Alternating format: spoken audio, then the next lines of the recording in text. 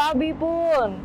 Selamat pagi pemirsa, Berita Lampung kembali hadir menjumpai Anda. Bersama saya, Ade Anissa. Sejumlah berita aktual dan informasi menarik lainnya telah kami sajikan untuk Anda. Berikut Berita Lampung pilihan hari ini.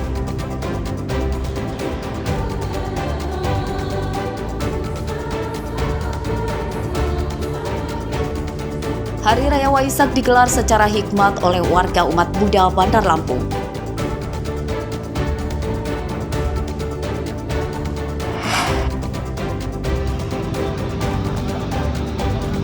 Tabrakan dua motor di Jalan Sumatera lintas Timur Mesuji menewaskan satu orang dan satu lagi kritis.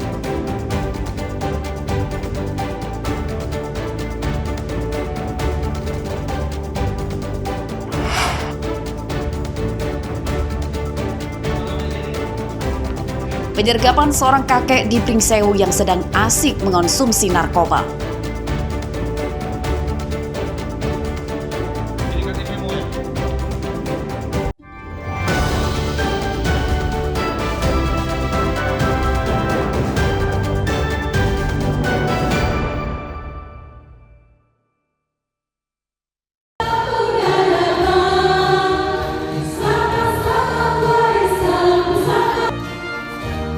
Ibadah Hari Raya Waisak di Vihara Bodhisattva, Kecamatan Teluk Betung Selatan, Bandar Lampung berlangsung hikmat. Ibadah dihadiri ratusan umat Buddha dan dipimpin oleh Biksu Badrapala. Perayaan berlangsung hikmat dengan meditasi dan ritual lain, seperti penyalaan lilin dan dupa, memandikan patung Buddha, hingga rangkaian ritual lainnya. Umat Buddha berharap perayaan Waisak bisa terus membawa kedamaian.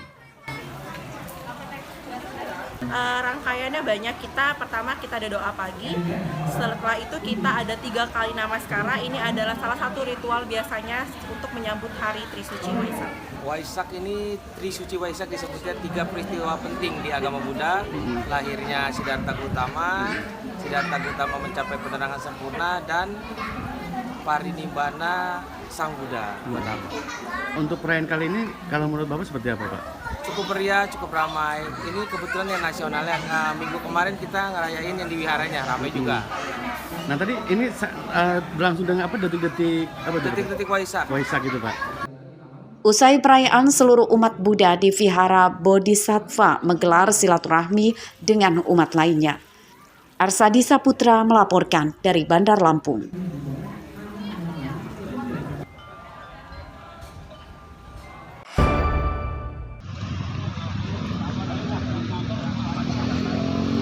Suasana gelap mewarnai penanganan korban tabrakan dua motor di Jalan Sumatera Lintas Timur, kilometer 194, Desa Mulia Agung, Kecamatan Simpang Pematang, Mesuji, Minggu malam.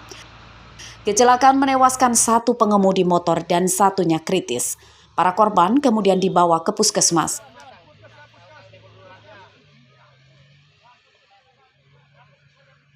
Hasil penyelidikan polisi, kecelakaan bermula saat kedua motor sedang melaju kencang dari arah berlawanan.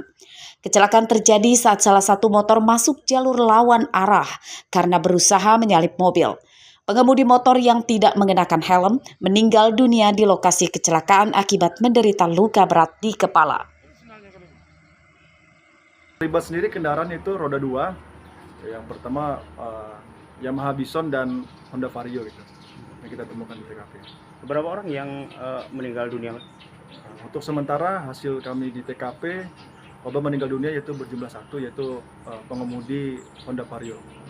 Yang kami temukan untuk barang bukti itu sendiri kendaraan, untuk Yamaha Bison sendiri yang selamat itu menggunakan helm, dan yang untuk yang meninggal dunia tidak kami temukan menggunakan helm dari Honda Vario itu sendiri.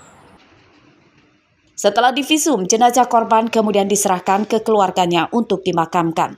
Sedangkan dua motor korban kini disita polisi sebagai barang bukti. Polisi mengimbau warga berhati-hati saat mengemudikan kendaraan di Jalan Sumatera Lintas Timur pada malam hari karena jalannya gelap gulita akibat minim lampu penerangan.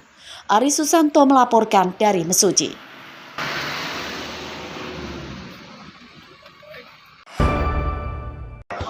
Ya, jadi ini saksi Selanjutnya kami melakukan pembelajaran.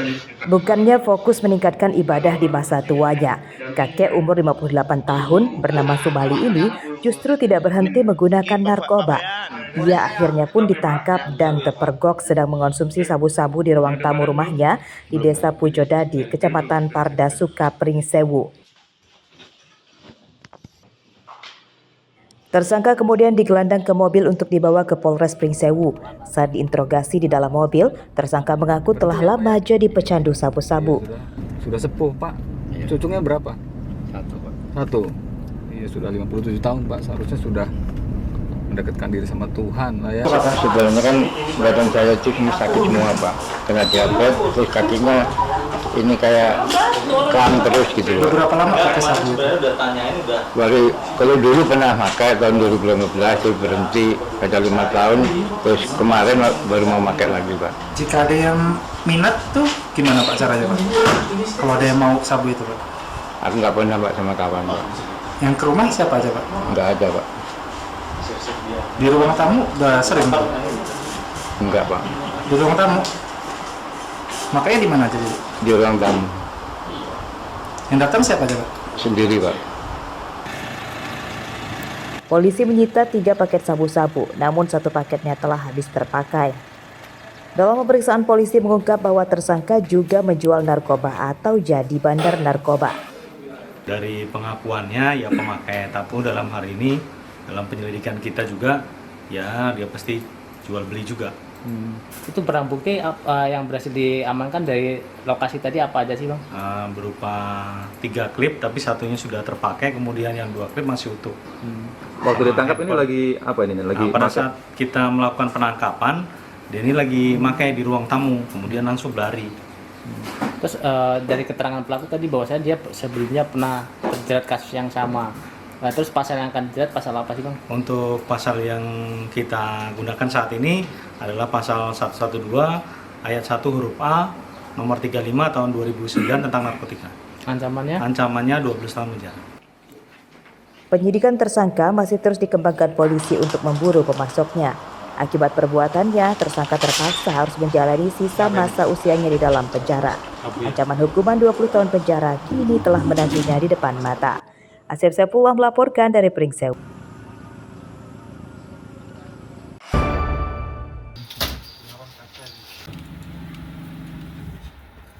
Seorang penimbun bahan bakar minyak atau BBM jenis solar bernama Sopian alias Supendi diringkus di rumahnya di Wai Jepara, Lampung Timur, Senin siang. Tersangka ditangkap saat sedang menurunkan ratusan liter solar yang baru dibelinya dari sejumlah SPBU di Lampung Timur. Tersangka membeli solar di SPBU secara resmi, namun menggunakan beberapa kode batang atau barcode yang diduga hasil mencurinya dari pemilik kendaraan lain. Tersangka menggunakan puluhan jerigen untuk menampung solar yang dibelinya dari SPBU dan diangkut dengan minibus untuk dibawa pulang dan kemudian dijual ke pedagang BBM eceran. Kecamatan Wai Jepara, kami langsung melakukan penangkapan 1 unit mobil antar yang diduga melakukan penyelewengan atau pengecoran BBM solar subsidi.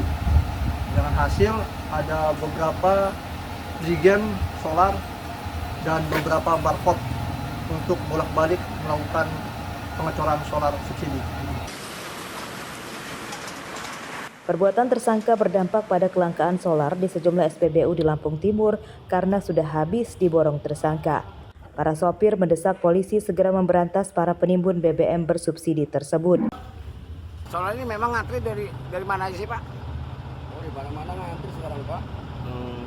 Sulit, Pak ya? Sulit benar. Apalagi di daerah sana, Pak. Bakauni sana nggak ada solar. Di Merak aja nggak ada. Ini udah ngantri berapa jam? Saya udah 4 jam nih, Pak. Di sini ya? Iya. Pak, pasang, Pak. Mulai dari aku turun Bakau. Mana? Turun Bakau semalam ada. Dari Turun Bakau. Iya. Ini mau kemana? Ini mau ke Unit. Mau Unit 2. Jadi sudah dari Bakau sampai sini belum nemuin solar habis ya.